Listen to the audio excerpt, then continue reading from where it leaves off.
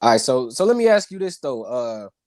Panthers and Broncos and Panthers. Are they exposed right now? I know you was talking about Sam Darnold. What are your The thoughts on Sam Panthers, Darnold? Sam Donald was turned back to Sam Donald, Okay. and if you can't beat the Giants when they're down so many players, you can't beat the Giants. You only put up 3 points in that game right there on the road. You're in trouble, you know. And as far as the Broncos go, Broncos have a very critical stretch coming up here. They're going to be playing the NFC East for the next 3 weeks. Mm. They're going to play. They're going to play Washington football. They're going to host Washington football team. Then they're going to go to Dallas. Then they're going to come back from Dallas and play the Eagles at home. And they already beat the Giants. Yeah, they are 3-4 right now. So if they can go through that stretch and get to 5-5, maybe lose the middle game to us and handle the stuff against the two win teams, the Eagles and Washington, like you can, the critical winnable games. I call those critical winnables. Get to 5-5. Then they get a bye week. They come out the bye week though with the Chargers and the Chiefs, divisional games. So they would really get a chance to really look at Denver right now. I was just looking at the AFC. Who would think right now it's 4-5-2 teams: Cincinnati, Baltimore, Las Vegas, and Tennessee. Mm-hmm. Buffalo's a half a game behind because of the bye. They're 4-2, but we know they've already lost to Tennessee. But we also know Buffalo's also beat Baltimore. Yeah, and they lost to Pittsburgh, but Las Vegas is also beat. Yeah. Las Vegas beat Baltimore. Yeah, so there's going to be a lot of in-hand games. I love it. Yeah, it's like a rock fight in the AFC right now. It's like everything they thought the BCS was supposed to be back in the day. Basically, everybody beating each other, and then it's gonna be a computer issue. But that will lead to computer issues. Like in NFL is played on the field, so you got to give him credit. You got to love it, man. Give him credit. Then you almost have these in between teams that you're trying to figure out right now. Like the Colts, that was a big win last night. Try to stay pace with Tennessee in that division when they're 2 games behind. And the wild card race out shaping out. Pittsburgh, Indianapolis, Cleveland. Now the Chiefs like they could be major players now in the wild card race. As we get to the middle, you start getting into the middle part of the NFL season. Teams getting their buys. You got health issues. You got players that are going to be coming back soon and haven't played all year. So, hey, it's always a marathon in the NFL. It's interesting to me that Kansas City, we look at the Chiefs and we see them struggle. And we like, I can't believe the Chiefs are this bad. I remember for years the Chiefs used to always suck. But that tells you what Pat Mahomes and Andy Reid have done for that Kansas City franchise, man. Kansas City, by the way, Tennessee must be their kryptonite, man. Andy Reid, or at least Andy Reid's kryptonite, 1-8 all time against Tennessee as a head coach. Well, the only thing I can tell about, don't feel sorry for the Chiefs. They play the Giants next week. Well, yeah, that'll help you get back on track. And they're going to be already salty, and the game is on a Monday night for everybody to see. So, but what if the Giants end up winning 34-3? Then what? Then you have to, I don't know, you have to put Andy Reid on black. Hey, I'm gonna tell you like, hey, if the Giants beat the Chiefs 34-3, Brandon Harvell gonna be in the chat like going crazy. Like if the Giants beat the Chiefs 34. He'll be in school. He'll pick a show when he has school on 11-2 if that happens. I don't want to know. No, we do Joe with Joe on Monday, not on Tuesday. If that happens. Hey, but I'm saying on third, but I mean SOTG though. If we do one next week, we won't have a show that week. All right. Well, there you go, Brandon. You just gotta talk about it on Facebook. We gotta work. No, but honestly, we gotta work. Yeah, I know we do. It's that double header. I know what you're talking about. NFC right now is, Cardinals running away. Yeah, we talked about that. Kyler Murray, Kyler the creator. You want to go to the hardwood? 7-0. I'm just looking at some of these records. That's 7-0. Tampa and Green Bay each at 6-1. Rams at 6-1. Dallas at 5-1. Bye. Go Seattle on Monday Night Football, man. Now, the underbelly of the murky wild card picture, which is the Bears are a very solid part of right now, which is why you can't do them shit. Look at the rest of the conference after the Rams. Seattle 2-4. Atlanta's 3-3. Saints are 3-2. Falcons are 3-3. Carolina's 3-4. Bears are 3-4. Minnesota's 3-3. They're on bye this week. And everybody in the NFC East besides Dallas is 2-5. I mean, it's really weird. A lot of teams in there. Hey, that division is terrible. I mean, but like I said, a lot of coming in, the other three teams got issues they got to work through. Dallas is the better team, clearly, in that division. I mean, that's nothing I didn't realize in the offseason. I knew all of this coming in. This is pretty much how it should go if we do what we're supposed to do. I don't really want to talk about us too much this week because there's nothing to talk about, really. But I don't want to talk about us too much this week. Ain't nothing to talk about. Hope everybody had a good vacation and be ready for Minnesota next week. Really talk about. I know what I do want to talk about. How about these Bulls so far? As we started going into the NBA, since I'm here with world-class Hoops podcast enthusiast and creator. Yes, I am. Creator. Yes, sir. Yes, I am. And we got. I'm creating some content. Bulls play-by-play aficionado also. Christopher Rouse. Yeah. When you talk about NBA stuff, he wants to be referred to as Christopher. Not only on Stews of the Game, my Christopher. I'm Chris Rouse, the commentator. All right, Chris Rouse, the commentator. That was scary, right? That was really scary. Bulls are 3-0. Bulls are 3-0, man. Lonzo Ball on Friday messed around, had a triple-double in their win against the Cubs.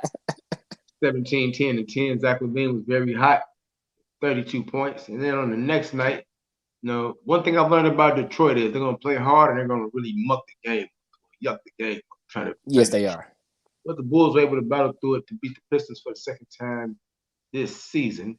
They won the game 97-92. And big scorer in that game was DeMar DeRozan. And Zach. Him and Zach tied in that, didn't they? I thought it was DeMar DeRozan. Yeah, DeMar DeRozan had 21. DeMar DeRozan had 21. Booch had 18 and 18. Oh, okay. Ooh, okay. They look pretty good so far. We're waiting for a little competition uptick, but you can only play who you beat. Beat who they get to schedule. They're playing tonight. They're in Canada, taking on the Raptors. My early impression of the Bulls is I like what I see so far. The only negative I see right now with the Bulls is I would like to see. I'm a little worried. I'm a little worried about the size in the middle against teams that have size or have good, I could say, productive size in the middle. And that's pretty much it. And also how this rotation is going to fit also once we get Kobe White back. Kobe White, yeah. So, I mean, I don't know who's they going to take minutes away from. I don't know if it's going to be Javonte Green. I don't know if it's going to be Ayo, most likely. I don't even think it's going to take – I'm starting to think it might not take minutes. I'm starting to think at this point it'll just be a breather for Kobe or DeRozan more so than it'd be a thievery of minutes for somebody off the bench. I mean, you could put Kobe White out there in that backcourt with a lineup of Troy Brown Jr. or some of them other guys they got in that front court, Javonte Green. So I mean, you can, and Javonte Green is a guy you can play at 4 different spots. So I mean, I think he'll always be on the court. Him and Patrick Williams, you could always find a spot for those guys because they can cover about 4 different positions. Yeah, Javonte Green has like been that super spark plug along with Caruso off the bench right now. He's been coming up with just so many energy plays, tip dunks, deflections, big time corner three. Just been jack of all trades so far here early in the season. The Bulls do play the Knicks this week. Thursday, that'd be a tough one for them. We'll be doing that while we're doing students of the game. Play the Jazz on Saturday. Yeah. Then Boston next Monday. Boston next Monday. The Sixers in a back-to-back situation. Then the Nets. Well, you wanted an uptick in competition. You wanted an uptick in competition. They gonna get it in November. They gonna get it in November. Then the Nuggets. Then the Knicks. The Hornets. Did you hear that stretch? The Hornets on November 29th. Yes. Hey, did you hear that stretch? I know the schedule. I know what it is. I know what it is. I need to read it off again for everybody that's watching the show right now. Everybody today, World Class Hoops podcast. Go ahead, let them get it. Say World Class Hoops podcast, but anybody that's watching Joe for Joe, I don't know if Gino came back in. I don't know if Polo came back in, but just think about this schedule for the Bulls. After the Raptors game tonight, this is the Bulls' schedule coming up, immediate schedule. The Knicks, the Jazz, the Celtics, that's a road game. The back-to-back with the Sixers. Home with the Nets, come home Mavericks. With the Man, and then hit the road to go to Golden State, the Clippers, the Lakers, the Blazers, and the Nuggets. They come back home with the Knicks. And then they finish the month with Charlotte, right, on the 29th or something like that? Yeah, very good hot Charlotte team who just won last night with by 15 kind of easily in Brooklyn. In the chat, hey, real quick, before we carry on with the Bulls, in the chat, Beans Hudson, he says Bulls. What up, Frank? So he said What's Bulls. Up, Frank? So, yeah, that's all he had. He just wants to say Bulls. What's going on? But, I mean, right now, look. We running with the Bulls right now. Let me say this. Right now with the Bulls, they 3-0. I love it. Bulls basketball is fun again. I'm going to talk about this later on my show with Luke and tomorrow with Josh Buckhalter, World Class Hoops podcast. But right now, 3-0 is good. It's a good look. Look who they played. I mean, you played Detroit. Game was a little bit closer than both games, a little bit closer than I would like. Maybe not the second one, but the first one was New Orleans. New Orleans, you got to give New Orleans credit. They hung around with their scoring with Ingram and Graham. For me, the biggest issue with the Bulls is the offense, man. They don't look like they're in rhythm with one another. But I feel like you could just chalk that up to coming back to the start of a new season. But I really want to see them against some next level competition, like you said. And I think the Knicks and Utah are the perfect test for that. Toronto, they don't have Pascal Siakam, so that's not. I mean, I don't think you're really seeing the best assortment of the Toronto Raptors. So even though Scotty Barnes has been impressive so far early this season, he's been all right. But I think, I mean, for the Bulls, I expect them to go 4-0 and hey, win the night, go 4-0, and then hey, once you do that, you better get ready because you basically having 30 play. You about to play 30 days worth of playoff games coming up in November. So get ready for it. Well, hey, we got expectations now. We do. You know what I said about expectations? The other side I'm with you. I think we hopefully be ready to do it. Gotta be seeing red. I still think, I have my Bulls at Thursday night because they play. Let me say this about the Bulls. For a team that heard so much garbage about how bad they might be defensively, they've been out here beating teams with the defense. And I think that's huge. That's a great mark for this team. Like, you got to be able to win ugly, grinded out games because the offense ain't going to be good every night. We saw that opening night. They're still working it out. I mean, the games were kind of right, both of them. Right, they didn't even get 100 points in either of those games. So that's a good sign. I thought the one on Saturday was a little bit more so, even though they pulled away and Detroit kind of worked their ways back in because it was coming off the back-to-back with New Orleans or whatever. So, yeah, like we said, the uptick in competition. So we know what's coming. Hopefully we know, and hopefully we just know if we get to 4-0, we want to stay 4 games over 500. That's our standard we set. I still got, even with everything that I've been saying, I love my Bulls. I still would like to see them against Milwaukee, Brooklyn, and Milwaukee, Brooklyn, and Miami. I think those are the 3 best teams in the East. Miami really might mess around and steal the East this year, depending on who they play and if who's healthy and then the way they shoot the ball. See the game they had against Milwaukee last Thursday, even though Milwaukee had like 3 people down, but still. Well, since we're talking about the other teams so far, what's your early impressions of some of these other teams in the NBA and some of the performances that they've had? Like I talked about earlier, Charlotte with a good win last night against the Nets. We see how Golden State has looked behind Steph Curry so far. MVP for me right now. MVP through like a week, Steph Curry. Any more early impressions? Denver's look pretty decent here. Yeah, man, I actually got a lot. Indiana, man, I was happy to see them finally win a game. They had 2 pretty tough losses. They blew an 18-point lead against Charlotte, and then Spencer Dinwiddie eyed them down the stretch to force overtime, then eyed them again in overtime to win to win that game against the Wizards. I'm sorry, for the Wizards to win that game against Indiana. Sacramento has been very fun to watch. Harrison Barnes had the game with 8 threes last week. Harrison Barnes. Hey.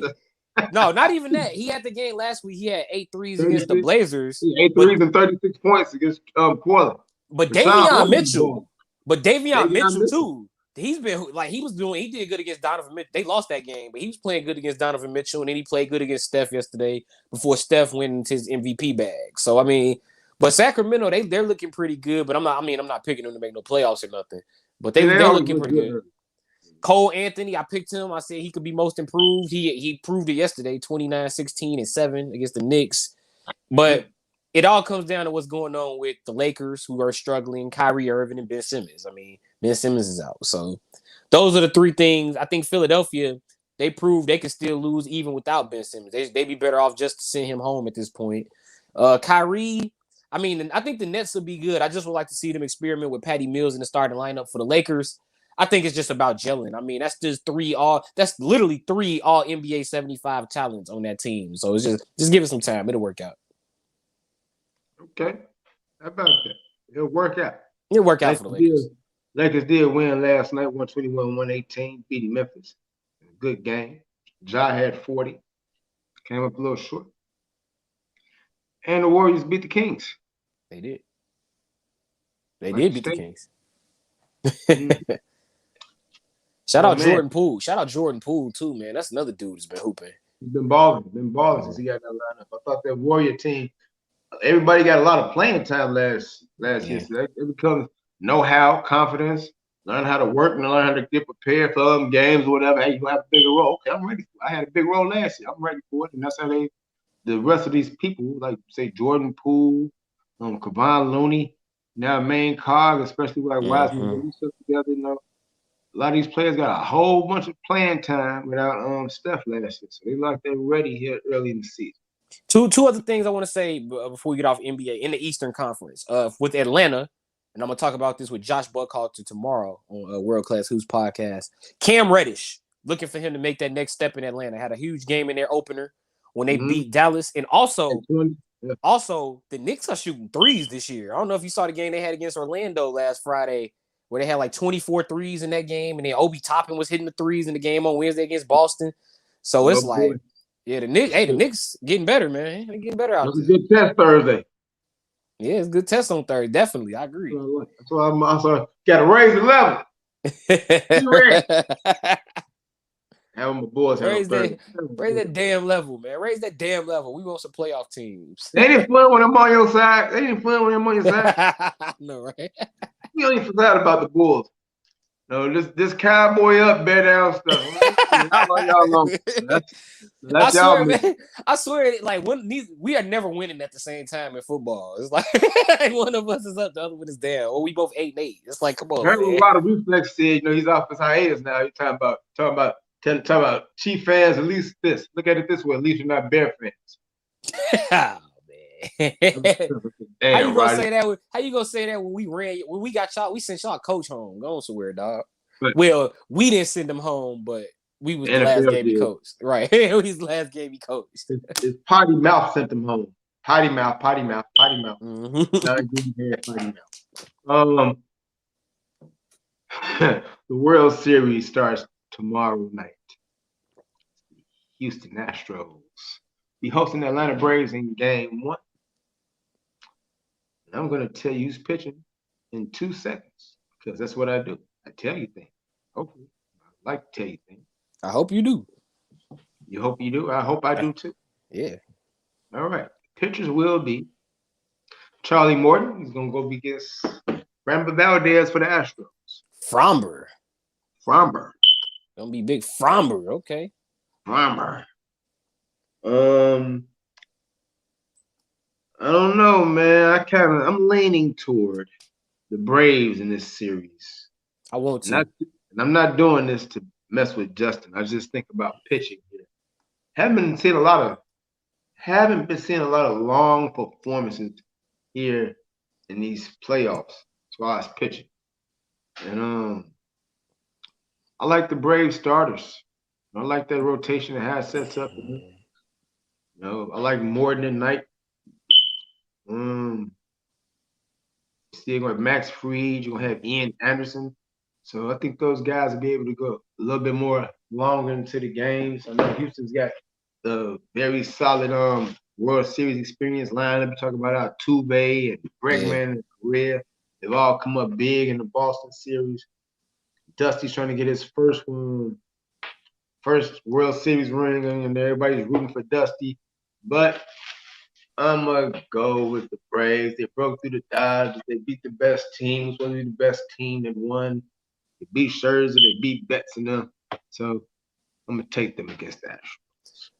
I'm actually going to go the opposite way, and not because of Justin. I'm going to go with the Astros just because I think coming into this postseason, I thought Boston was probably the best team coming. I thought the White Sox were the best overall team, beat by the Astros in 4.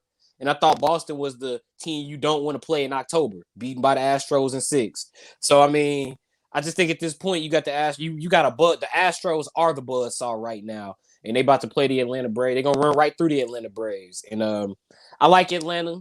I just think Atlanta they might be like the Dodgers. They might be the new Dodgers. They might be a team that's a year away.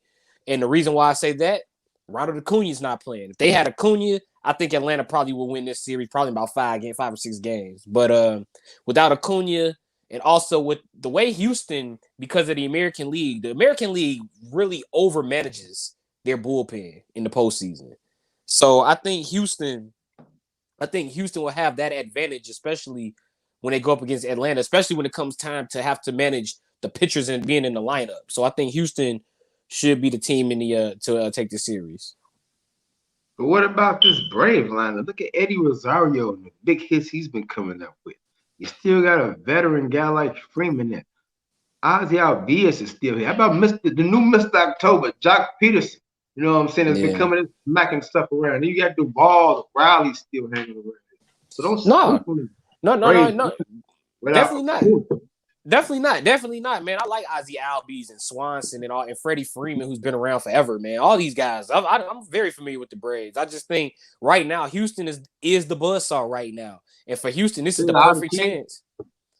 For Houston, this is the perfect chance to be like, you know what? They're trying to right that wrong. They're trying to say exactly. Perfect chance to win the World Series. That's what it is. Perfect chance to say we don't need no buzzers to win championships. And they gonna do it. They gonna do it. I still like Altuve. They gonna do it. You're going with Houston because you've been nice to Justin because he had a child. And that's what you've been doing since the White Sox series. Salute him having a 2-1 lead. Now, and all this stuff. And now you're saluting him again. That's sportsmanship. That's called sportsmanship. And I still like Altuve. Astros winning the World Series. What's in your cup? I got a lot of what's in your cup. What's in my cup? Honestly, I can tell you. I'm gonna just go ahead and put it on the screen. What's in your cup for me is the NBA 75th anniversary team. It's really the reactions to it, not even the list itself. Because I thought the list was perfect. I thought maybe not perfect, but I thought it was good.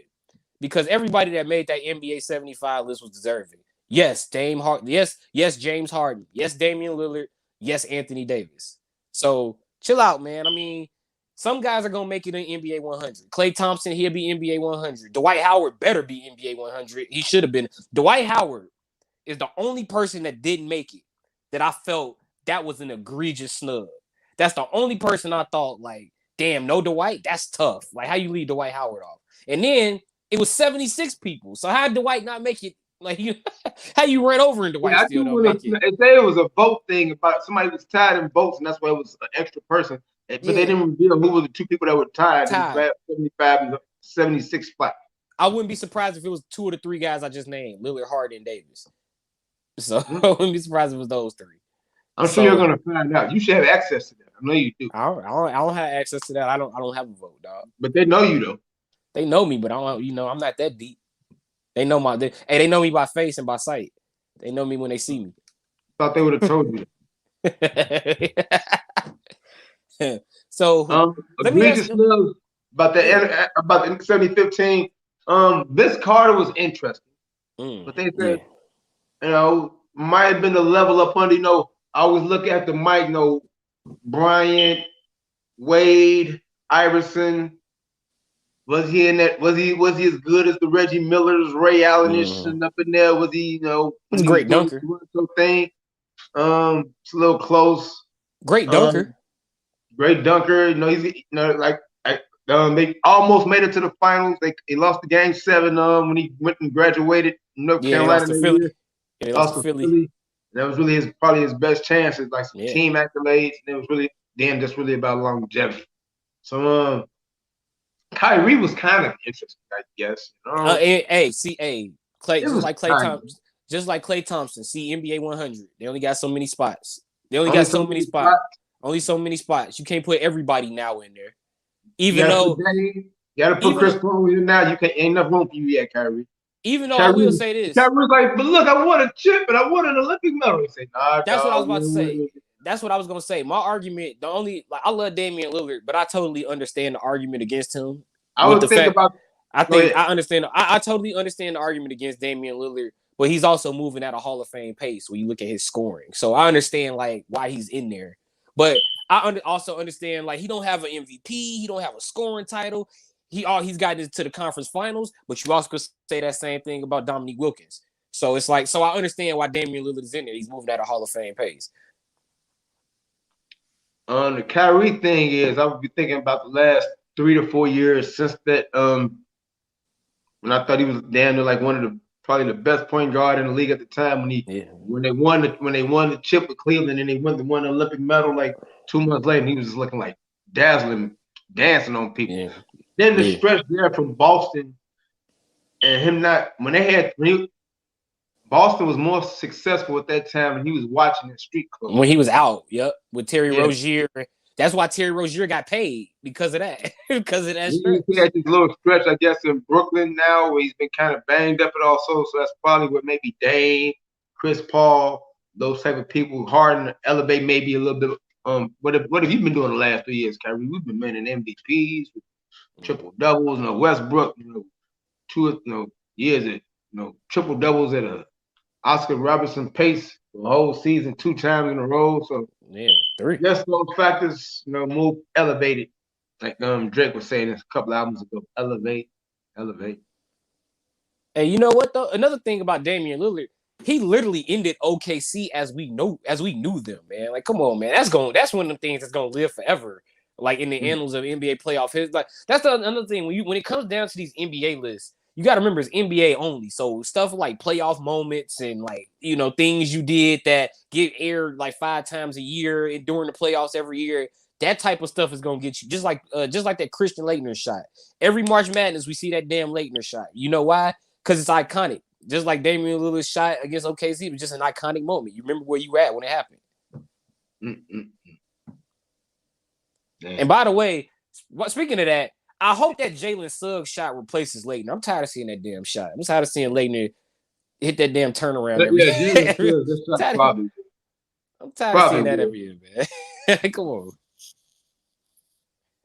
That was my what's in your cup. People going crazy over these lists. It's like, dude, chill out. My what's in your cup, I think I got a couple of them. First, I don't know who keeps doing this. Like I said, the Bears are trying everything. You ever heard the Beastie Boys song Sabotage? I heard of it. All right. It's just, it isn't the best song, but it's just the part that you say Sabotage. I know the song. I heard of it. That's it. I heard of it. All right. So I'm saying that to say this. Justin Fields right now has a 16.8 QBR. I believe it's the worst in the NFL. But Yikes. The Bears keep lying to him. Bears lied to him for the second week in a row, telling him it was 12 men on the field, telling him to quick snap the ball. And for the second week in a row, he did that and got intercepted. Now, I want to know who is lying, who is responsible for counting the defenders on the field. Why do they keep telling Justin Fields to quick snap it and throw it and take advantage of the defense? He keeps doing nothing but adding to his interception numbers. It's the second week in a row this has happened. Remember what Matt Nagy said? Okay, it all starts with me. Right? It all starts with me. Oh, yeah. And he's also in the what's in your cup also. After the game against Tampa, you know what he said? Oh, well, over the last 2 days, we got a lot closer as a football team. Really? Could have fooled me. What? What? We got closer. I mean, what? What does that mean? What does that even mean? I am just scared to death. Closer. I am scared to death you guys are gonna botch this thing with this. I mean, they got close as a football team? What does that mean? I mean, what does this even mean? Y'all went to Tampa, y'all went out, y'all so kumbaya, you meditated, y'all did yoga together. What happened? I mean, this is ridiculous. You know, maybe he meant like, you know how when you go through traumatic stuff with people, y'all get stuck y'all together forever at that point because y'all got that trauma bond. Maybe that's what he meant. I don't know. I don't know. Maybe we lost. Hey, we went down to Tampa. We got smoked 38-3. We closer as a team. We'll be back next week. Hey, you got a Dan Campbell update this week? Did he do something interesting in the press conference this week? I didn't look. I'll look probably. I can look now while I'm telling you about my next what's in your cup that I have, which is the Lakers on the second night of the season are into it. Dwight Howard and Anthony, get your hands off of me. Stop touching me. Don't be up here touching me, man. I'm 38 years up there touching me. Hey. Up there touching me, man. What in the hell that on the bench between Anthony Davis and Dwight Howard? You know what the easy joke is there? Huh? Do you know what the easy joke is about that fight? That he didn't make the 75 list. He didn't make the 75 list because that's what I thought. Immediately, that's what I thought. Oh, that's what that's about. Just jokingly, but I mean, Dwight said they was cool, so you know that happens with your teams, man. Y'all get into each other. People get into it when you work together, man. It happens. Oh boy, this is. I don't know if you can see that. It usually don't happen on the bench though. That is Mina Kimes biting the hamburger. Talking about when Dan Campbell tells you to bite a kneecap. Oh, I couldn't see it, but all right. Mina Kimes. They're talking about they're making fun of all the trick plays that the Lions did yesterday. They had a lot of special teams onside kicks, right? Onside kicks early. Hey man, what's going on with this? Hey, it worked. They were winning at first, but at first. I mean, at first. At first. But at first. So that's what's in your cup. Yeah, here's a guy, Alex Reno says, I feel great about Dan Campbell coaching this team, but man, it hurts each week not seeing him get his first win. Yeah, I want him to get the first W so badly. He deserves it. Did you say he was crying when they lost? He got to cry when they win, man. He's got to cry when they win. If they win this year. Dan Campbell is the magnificent bastard that the NFL needs. Desperate, hungry, and wears his emotions on his sleeve. Who the hell wouldn't want to play their best for that man? Outside kick right after. So the Lions kicked the outside kick after they scored their first touchdown. I know, I saw it. Dan Campbell doesn't give an F, and he's chasing his first ever win. He tried to get up 14-0 early. Oh man. Feel bad for Dan Campbell who coached his ass off today. You got Jared Goff throwing the pass in that moment. Ramsey pick. And I'll say it, last one I'm going to read. I'll say it. I love Dan Campbell. I don't know if he's a great mind as a coach, but he clearly cares a ton and wants to go out and win at all costs. Love the onside. Then they got this Drake meme out here. How about seeing everyone fall in love with Dan Campbell? I mean, certified lover boy Dan Campbell. Certified lover Dan. Man, that's tough. All like that. That's tough for the Lions. 0-7, man. And the Lions and the Dolphins. I picked both of them to make the playoffs. Look at them. Look at them now. Who is Tagovailoa? Name I've been really practicing on saying because I had him on fantasy this week. Yeah. That's all I have to say about them. Well, yeah, that's yeah. Big shout out. I'm also meant to give a platinum blend out also earlier to Shakir Stevenson, who won the lightweight title the other night, Saturday, beating Jamel Herring. And stopping him, I believe it was a 9th round. Terrific performance. One thing I got about to say about Jamel Herring, he looked at old, but whenever you come out with Jadakiss rapping on the side of you, got to have a better performance than that. And so he gets a what's in your cup for that part of it. And that's it. You know, you have a great rapper coming up to the side of you rapping, even though he was singing "We Gonna Make It," which We is gonna make it. But he's made a lot of hits since then. And Jameer Herring did not make it. That's one thing he did not do. Got his ass whooped from yesterday. And that's all I have. What do you mean? Oh, what he did? Oh man, I feel you. He did, but why you set it up like that? You set it up like he would. Like he made it. He knocked Buddy out. He lost. There. So the dude that came out with Quavo won. So the dude that came out with Quavo won. And Herring gets the So the dude that came out with Quavo won. The dude that came, did Shakur Stevenson come out with Quavo? Somebody came out with Quavo. I didn't see his interest. He might have came out with Quavo. I turned to it kind of late. Then I saw Herring coming in with Jada. Yeah, Quavo definitely came out with somebody. I saw it on Twitter. I saw him in the audience. I didn't know he came out with Stevenson though. So maybe he should have came out with Offset or something. I don't know. He came out with Stevenson. Maybe Jamel Herring should have came out with Offset. Should have kept it all Migos. Offset. I don't know. That would have Offset. I don't know. Set it off, Offset. Time off. Set up. Whatever. I see. But yeah, man, that's Joe with Joe. Hey, World Class Hoops podcast going later today, man. Me and Luke Stans talking NBA. Thank you, everybody who was in the chat and stayed here through all the technical difficulties that we had because it's raining and you know the internet ain't tough in Chicago. You know, the internet ain't tough. I'm gonna say the internet ain't tough. That wind is real, bro. That wind blame is it real. on the bandwidth. Yeah. They blew our bandwidth. But yeah, we good though, man. That's episode 13. What's your intro this week? What's the intro gonna be this week? What you want? Want some woo? What's the song that?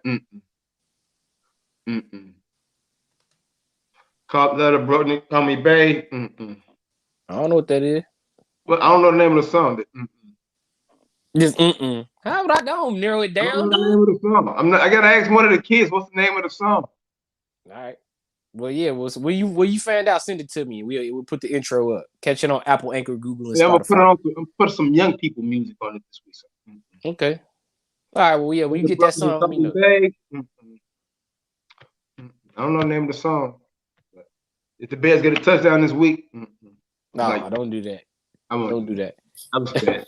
Unnecessary. I'm a personal foul on me for taunting. I'm kicking myself out like Bilal Nichols. I'm ejecting myself like Bilal Nichols.